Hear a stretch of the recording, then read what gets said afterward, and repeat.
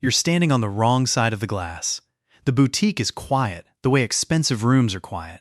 Carpet that eats your footsteps, light angled to make metal glow. Behind the counter, a man in a gray suit is laughing at something the couple beside you said. You've been here 90 seconds. He hasn't looked at you once. Then he does. His eyes come up, find your face, and on the way down they catch your wrist. A black resin Casio. $20. The number on it doesn't matter. What matters is the half second after he sees it. Something in his face settles. Not rude. Worse than rude. Decided. He's done the math, and the math says you're not why he's here today. Someone will be with you, he says, to the air near you, and turns back to the couple. You didn't say anything wrong. You didn't say anything at all. The watch said it for you. And here's the thing, nobody tells you about watches. They stopped being about time a long time ago. Your phone tells the time. A watch tells a stranger, in the half second before you open your mouth, exactly how much friction to put in your way. It's a price tag you wear on your pulse, and everyone around you can read it.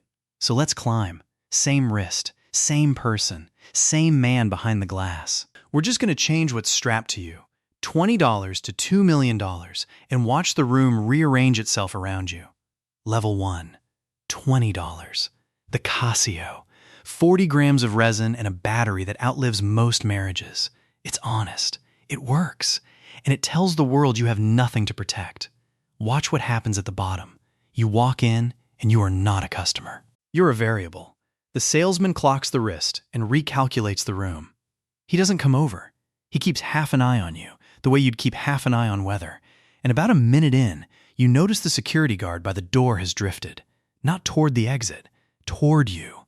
Nobody says anything. That's the whole point. At $20, the disrespect is never loud. It's the appointment that's suddenly fully booked. It's the tray of pieces that goes back under the glass when you lean in. It's those start around $8,000, said before you ask the price, because the price is the polite way to tell you to leave. You came in to look. They've decided you're here to case the place, and the math underneath it is colder than the guard. To this room, a person with nothing to lose is a person with nothing keeping them honest. No deposit on you, no account, no leverage. The cheap watch isn't the problem. It's the proof. It says there's no version of today where you spend, so there's no version of today where you matter. Here's what stays with you. You'll be the most polite person in that boutique. You'll say thank you to a man who never learned your name. Because at the bottom, you've been taught that being tolerated is something you earn. At $20, they're not watching the watch. They're watching you. And not because you're interesting, because you're a risk with a pulse. Level 2. $200. Now there's a Seiko on your wrist. Automatic movement, a little weight to it, a second hand that sweeps instead of ticks. You did your homework. You bought the watch. The internet told you was the smart first step. And you wear it like it cost more, because to you, it kind of did. The glance is different now. His eyes drop, catch the sweep of the second's hand, and there's a flicker. A small, upward recalibration. Then it dies. Because he knows exactly what this is. $200 is the watch of a man who's read the forums. It says you care. It says you're trying. And trying, in this room, is its own tell. He'll help you now. He won't ignore you. But watch how he helps you. He reaches for the tray under the counter, not the one in the case. The pieces with stickers, not the pieces with stories. These are great starter pieces, he says. And the word starter lands somewhere between encouragement and a verdict. You're not invisible at $200. You graduated. You're now visible enough to be sorted, and the sort is aspirational, low ceiling, will leave without buying. He's not wrong often. Here's the cruel part nobody says. The Casio guy got ignored. The psycho guy gets managed. And being managed feels like progress, so you don't notice it's a leash with more rope. The guard stopped watching you somewhere on the way up the ladder. Small mercy. You're not a threat anymore. You're just not a sale yet. At $200, you're not respected. You're not feared. You're a maybe, and they've watched 1,000 maybes walk back out the door. Level 3. $1,000. A Tissot now. Or a Hamilton. Swiss, mechanical, a name with 100 years behind it. 4 figures. The first watch you've worn that a stranger can't dismiss in half a second, because for the first time the half second isn't enough. He has to actually look, and he does. The glance holds a beat longer. His eyes come back to your face, and there's something new in them. Not warmth. Recognition. You crossed a line you couldn't see from the bottom. Below $1,000, you were a category. At $1,000, you became a person who might. Now the same man who said, "Someone will be with you," walks over himself. "That's a beautiful piece," he says, nodding at your wrist. And he means it as a password, not a compliment. You answered a question correctly. You're allowed deeper into the store. The same glance that slid off the Casio and managed the Psycho now pauses on you and decides to invest 90 seconds. That's the turn. Nothing about you changed. Your face is the same face. The math just crossed a threshold, and on the other side of it, you get sentences instead of silence. Here's the line worth remembering. The store was never reading your taste. It was reading your ceiling. How high you could go before you said no. At $1,000, your ceiling finally got tall enough to be worth measuring. You're not somebody here. Not yet. But for the first time, you're not nobody. At $1,000, the door doesn't open. It just stops being held shut. Level 4, $5,000, an Omega Speedmaster, the watch that went to the moon, and everyone in the room knows it. $5,000 buys you something the lower tiers couldn't. You no longer have to prove you belong. The watch does it before you reach the counter. Now the glance reverses direction. He doesn't look down at your wrist to size you up. He looks down to admire it. "The Speedmaster," he says, like greeting an old friend. He's not selling you anymore. He's talking shop. He asks if it's the Hesselite or the Sapphire. He's testing whether you're a man who knows, and he's hoping you are, because a man who knows is a man who comes back. The whole posture of the room has shifted. The tray comes out before you ask. You get offered a coffee. Somewhere in the back, a piece is being held for a client, and for the first time you're close enough to overhear that a back room exists at all. The same glance that put a guard near the door at $20 now puts a coffee in your hand at $5,000. Same eyes, same man. The only thing that moved is the number on your wrist, and the number rewrote the whole script of how he treats a human being. This is where most people stop climbing and feel like they made it. They did, in a way. You've reached the floor of respect. The view from here is good, but you haven't seen what happens when they stop respecting you and start wanting you. At $5,000, you're an equal. You don't yet know they have levels above equal. Level 5, $12,000, a Rolex Submariner. And everything changes, because this is the one watch your barber, your banker, and a stranger at a stoplight can all identify on sight. $12,000 buys recognition that doesn't need an expert. The crown does the talking in any room on earth. The glance isn't a glance anymore. It's a double take.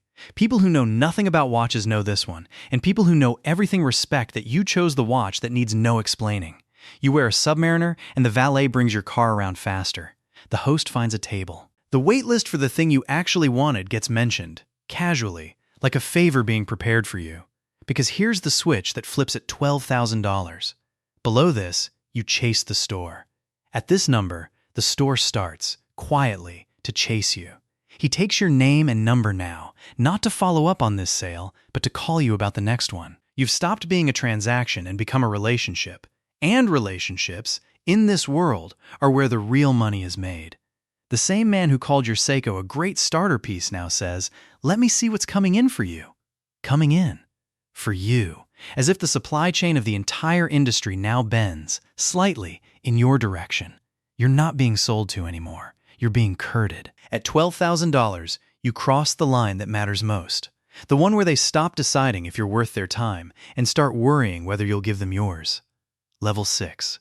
$40,000. A steel Daytona. Which is funny, because the steel one costs more than gold watches from other brands, and that's the whole joke of this tier. At $40,000, price stops obeying logic and starts obeying status. You can't just buy this watch.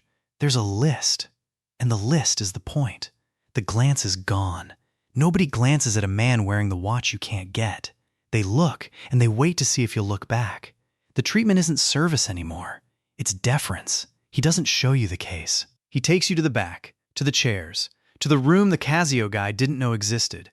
And the waitlist, the same waitlist that exists to keep people out, quietly stops applying to you. For most clients, it's a few years, he says.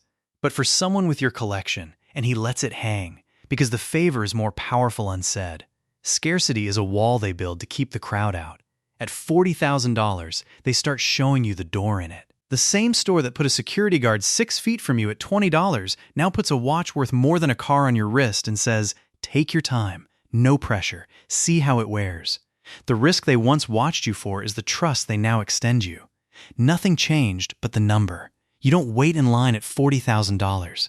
The line waits to find out what you'll choose. Level 7.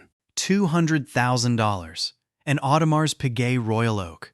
Or a Richard Mille, if you want the room to know without anyone saying it. $200,000 on your wrist, and you've left the world of watches that strangers recognize. You've entered the world of watches only the right people recognize, which is exactly the point. The Submariner was for everyone. This is for the few who can read it. And the few are the only people whose opinion now costs you anything. The valet doesn't know what it is. The collector across the lounge does, and his entire posture toward you changes the moment he clocks it. You don't go to the boutique anymore. The boutique comes to you. There's a man whose whole job is your relationship, and he texts you, not the other way around. Pieces aren't sold to you. They're offered, privately, before they ever touch a display case, because the case is for the public, and you stopped being the public a long time ago. The same industry that decided you were a risk at $20 now decides you're an opportunity and treats you with the soft, total attention of people afraid of losing you. At $20, they watched you so you wouldn't take anything. At $200,000, they watch you so you won't take your business elsewhere. You don't ask for access at this level. Access is the thing being offered to you, gently, before you knew to want it. Level 8. $2 million. A Patek Philippe Grand complication.